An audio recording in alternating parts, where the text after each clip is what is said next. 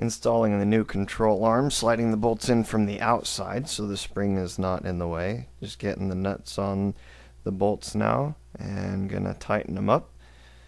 Want to be sure to tighten them up where you want the arm to be sticking out at, because it's pretty rigid once you get it tight, and that'll make a difference when you're putting the steering knuckle on. Now putting the arm in place, bolting it in, had a friend help me thread the bolts, and just gonna tighten them down.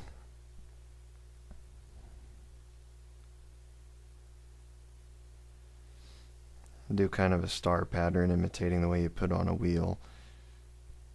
Just doing more of an X really, I guess. And get them good and tight. And now I gotta put the bolt in on the lower control arm that goes through the bracket holding the bottom of the strut in place.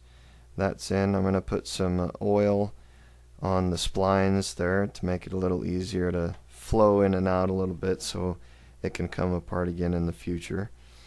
Putting the steering knuckle in place, gotta get the bottom bolt in place, and then I'm gonna put the tie rod end up here.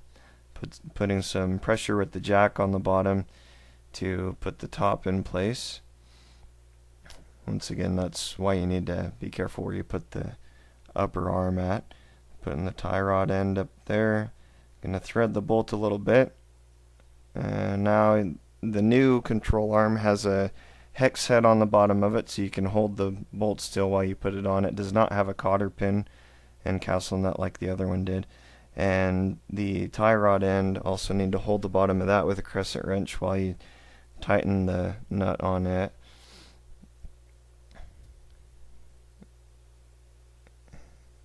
And then tightening up the castle nut on the bottom side to put the cotter pin back in it. Underneath the axle, it's really hard to move in there, but you can get it with a crescent wrench. And putting the brake caliper back on. Just gonna bolt it in place. You want to do all this before you put the hub back together. Putting the washer in there, then the nut on. Just get it good and finger tight with the wrench there. Well, tighten it down a little bit, but until you get the wheel on and to get the car back on the ground, you're not going to be able to get it all the way tight. And putting the wheel on with a typical star pattern, just threading the nuts on to be sure and not cross thread them.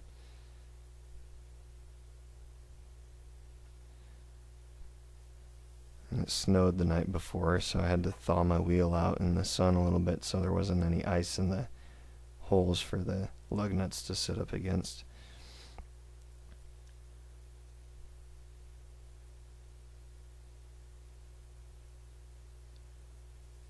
And once you get these good and snug, I'll take the car off the jack stands.